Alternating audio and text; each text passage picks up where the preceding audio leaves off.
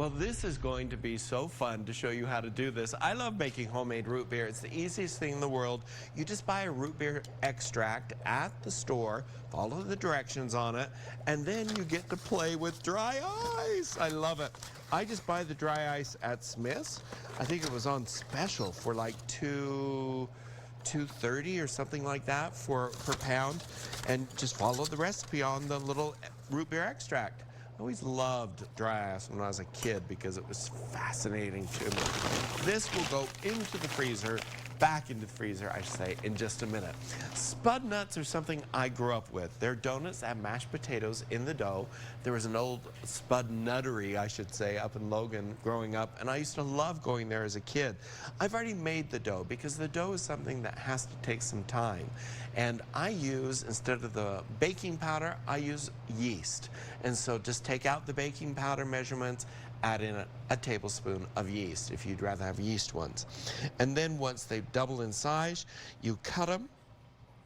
And I'm using just a vegetable oil spray on there instead of adding more flour into there because I don't want the flour to go into the deep fryer. And then you can just cut them like this. I'm using the golden potatoes that I used yesterday, the Green Giant golden potatoes, which you can get at Costco.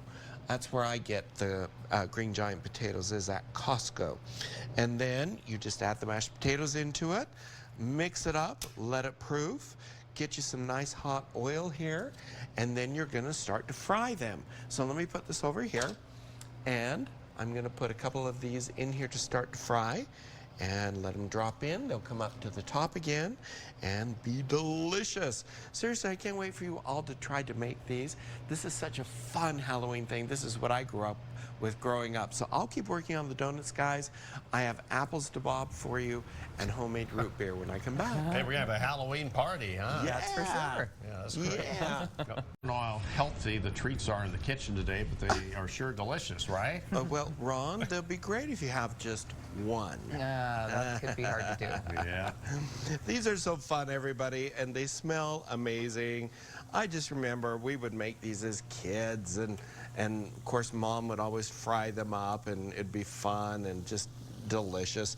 The homemade root beer, we would always do it like family reunions and things, and I used to think that was so cool with the dry ice.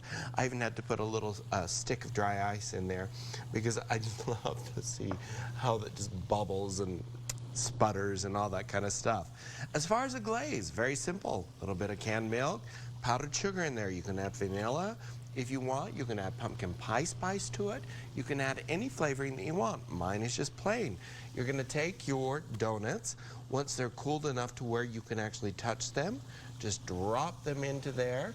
And you can see that I have a cooling rack inside of the baking dish there. And you're just going to drop them right into there just like that and let them glaze onto it. And so the glaze will set up in just a few minutes, and then you can serve them and have some fun with some homemade root beer, bobbing for apples. I decided that I was at the grocery store and I thought, I'm gonna make people, if they want one of my Spudnuts, they gotta bob for apples. And so I thought, better do that after. Ron's makeup will run if he does it during the show, so you know I don't want that to happen here. As far as the oil, 350 degrees in there. Fry them up for a couple of minutes on each side until both sides are golden brown. And then you're going to have, seriously, the most delicious Spudnuts that are so fun and easy to put together. It's a fun little Halloween treat for sure. Once they're all done, take them out, let the oil cool.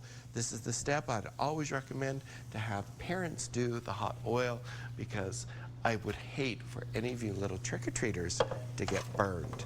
Head on over, KUTV.com for the recipe, or cookingwithchefbryan.com, and enjoy a Halloween treat.